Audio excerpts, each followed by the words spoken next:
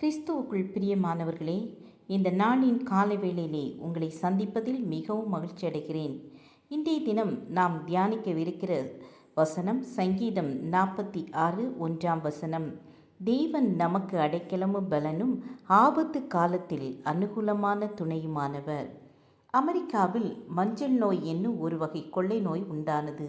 லட்சக்கணக்கானோர் அந்நோய்க்கு பலியாயினர். தொற்று நோய் ஆதலால் ஊரே கலங்கியது. ஒரு சிறிய குடும்பத்திலுள்ள தகப்பன் மரித்து போனான். தாய்க்கும் இந்த வியாதி வந்தது. அவளுக்கு தன் ஒரே மகனை பற்றிய கவலை அதிகமாக வாட்டியது. மரண தருவாயில் தன் மகனை தன்னிடம் அழைத்து கொண்டு, மகனே, நான் உன்னை விட்டு பிரிகின்றேன். நான் போனதும் இயேசு நாதர் உனக்கு உதவி செய்ய வருவார் என்று சொல்லிய சில நிமிடங்களுக்குள் இறந்து போனாள். பையன் என்ன செய்வான்? முட்டினான், மோதினான், அழுதான். தன்னை ஏற்றுக்கொள்வார் யாருமில்லை. ஆதலால் தாயின் கல்லறையில் போய் கலங்கிக் கொண்டிருந்தான். அப்படியே தூங்கிவிட்டான். மறுநாள் காலையும் அங்கேயே கிடந்து அழுது கொண்டிருந்தான்.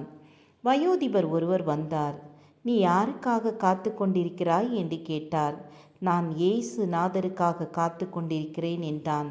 மேலும் அனைத்து செய்திகளையும் விபரமாக சொன்னான்.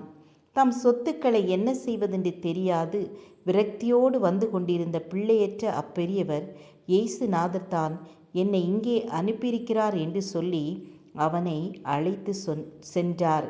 அவனை வாழ வைத்தார். ஆம், எனக்கு அன்பானவர்களே, இந்த கதையில் வரும் அந்த ஆதரவற்ற மகனுக்கு ஏசப்பா ஒரு தகப்பனை கொடுத்தது போல ஆதரவற்று நிற்கிறவர்களுக்கு கர்த்தர் நிச்சயமாக உதவி செய்வார். சோர்ந்து போகாதீங்க. எனக்கு உதவி செய்ய யாருமே இல்லையே, நான் எவ்வளோ பெரிய பிரச்சனையில் இருக்கிறேன் என்று தவிக்கிறீர்களா? கவலைப்படாதீர்கள். கர்த்தர் உங்கள் பிரச்சனையிலிருந்து விடுதலை தருவார், ஆற்றி தேற்றுவார், அரவணைப்பார், தூக்கி சுமப்பார். கலங்காதீர்கள். ஜெபம் செய்வோம். எங்களை நேசிக்கிறதான அன்பின் பிதாவே, எங்கள் ஆபத்து காலத்தில் எங்களுக்கு உதவி செய்கிற கர்த்தாவே, உம்மை துதிக்கிறோம். ஒவ்வொருவருடைய பிரச்சனையிலிருந்தும் அவர்களுக்கு விடுதலை கொடுத்து மகிழ்ந்திருக்க செய்யுங்க.